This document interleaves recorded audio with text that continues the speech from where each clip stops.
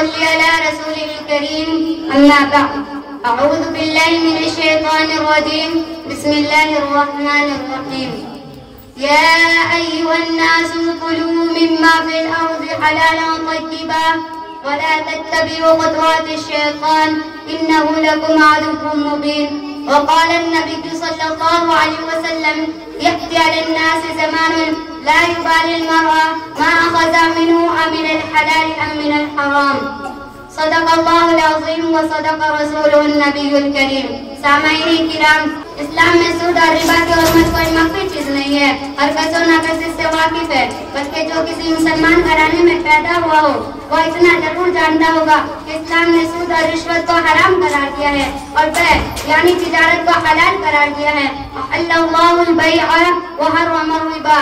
بخاری شریف کی روایت ہے کہ اللہ کے رسول صلی اللہ علیہ وسلم نے ارشاد فرمایا: یأتی علی الناس زمان لا یبالی المرء ما اخذ منه عمل الحلال ام من الحرام. کہ میری امت کے لوگوں پر ایسا زمانہ بھی آئے گا کہ لوگ اس بات کی پرواہ نہیں کریں گے کہ مال کو حلال طریقے سے کسب یعنی حاصل کیا یا حرام طریقے سے کیا. وقال النبی صلی اللہ علیہ وسلم: امر لی 70 جزءا ایسرها ان ينكح الرجل امه. ربا کے 70 درجے ہیں، ان میں سب سے ہلکا درجہ یہ ہے کہ انسان اپنی ماں کے ساتھ زنا کرے. نعوذ باللہ. وعن ابن عباس رضی اللہ عنہما قال: قال رسول الله صلى الله عليه وسلم: إذا ظهر الزنا والربا في قرية أحلوا بأنفسهم عذاب الله. جب کسی بستی میں سود خوری، بدکاری اور زناکاری عام ہو جائے، ایسے بستی کے لوگ اپنے اوپر اللہ کے عذاب کو حلال کر لیتے ہیں. میرے محترم بزرگوں اور دوستوں، یوں تو ہندوستان میں مختلف قسم کے حرام خور پائے جاتے ہیں اور مختلف طریقوں سے حرام خوری ہو رہی ہے.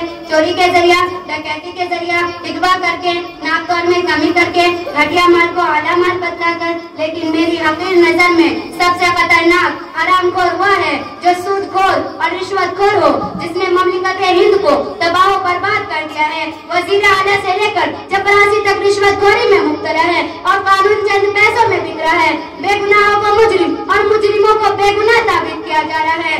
گویا کہ آپ رشوت دے کر انسانوں کا ناک خون بہا سکتے ہیں، ان کے مستقبل سے کھیل سکتے ہیں، ان کی صلاحیتوں کو تباہ کر سکتے ہیں. رشوت دے کر آپ قانون کو خرید سکتے ہیں، جھوٹے گواہوں کا انتظام کر سکتے ہیں، زمینوں مکانات پر ناجائز قبضہ کر سکتے ہیں، امتحان میں اعلیٰ نمبرات سے پاس ہو سکتے ہیں. رشوت کی مہربانی سے آپ اپنے تمام جرائم پر خوشنما پردہ ڈال سکتے ہیں.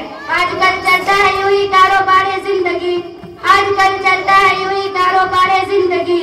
جرم کر کے پھنس گئے تو گھوس دے کر چھوٹ جائے. یعنی دنیا کا ہر کام رشوت کے بلبوتے پر انجام دیا جا سکتا ہے، لیکن اگر آپ رشوت دینے کی سگت اور حوصلہ نہیں رکھتے، آپ قانون کی پاسداری کرتے ہیں، آپ کو خوف خدا غالب ہے، آپ غربت و افلاس کے شکار ہیں، تو بس لیجیے قانون کی پاسداری کرتے ہوئے بھی آپ کو اپنی قیمتی زندگی جیل کی نذر کرنے پڑیں گے.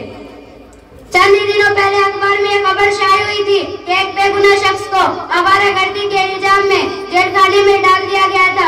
آج اس کی ضمانت ہوئی. جب اس کو داخل کیا گیا تھا تو وہ نوجوان تھا اور جب اس کو نکالا گیا تو اس کی کمر بھی کم ہو چکی تھی، اس کے بال بھی سفید ہو چکے تھے. وہ اپنے ماضی پر شرمندہ اور مستقبل سے مایوس ہو چکا تھا کیونکہ اس کے پاس رشوت دینے کی سگت نہیں تھی، اس لیے اس کو اپنے قیمتی 50 سال جیل کی نذر کرنے پڑے. اور رشوت کھانے والوں، لعنت ہو تمہاری زندگی پر، تمہارے طرز عمل پر کہ تم نے نہ جانے کتنے نوجوانوں کی جوانیوں کو تباہ کر دیا، نہ جانے کتنے گھروں کو اجاڑ دیا، نہ جانے کتنی ماؤں سے ان کے پیٹوں کو جدا کر دیا، نہ جانے کتنی بیویوں سے ان کے شوہر کو چھین لیا، نہ جانے کتنی بہنوں سے ان کے بھائیوں کو جدا کر دیا. تم نے محض اپنے حوثکاری کی خاطر کتنے بے گناہوں کو مجرم اور کتنے مجرموں کو بے گناہ ثابت کر دیا. ظالموں، تم نے قانون کے ساتھ غداری کی. تم ہندوستان کے بدترین دشمنوں، سوسائٹی کے غلط ترین مجرموں. تمہارا جرم ناقابل معافی ہے. تم صرف ہندوستان کے قانون کے ساتھ ہی غدار نہیں ہو بلکہ تم مجرموں کے خون کو چوس رہے ہو اور تم یہ کہہ رہے ہو کہ ہندوستان میں غریبوں کو جینے کا حق نہیں ہے.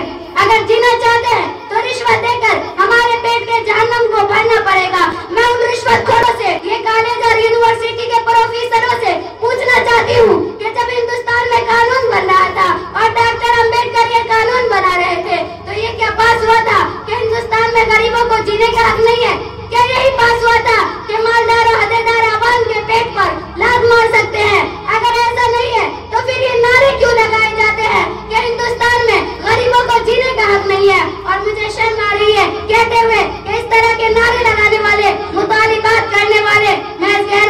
نہیں بلکہ مسلمان اور عہدیدار بھی اس لعنت میں پورے طور پر شامل ہے۔ میں اپنی تقریر کو انہی چند باتوں پر ایک شعر کے ساتھ ختم کرنا چاہتی ہوں۔ یا رب عمل خیر کی توفیق عطا کر، یا رب عمل خیر کی توفیق عطا کر، اے خیر کے طالب رہے صدیق عطا کر۔ طویل عمر درکار اس کے پڑھنے کو، طویل عمر درکار اس کے پڑھنے کو، ہماری داستان ایک مختصر میں نہیں۔ وما علینا الا البلاغ۔ السلام علیکم ورحمۃ اللہ۔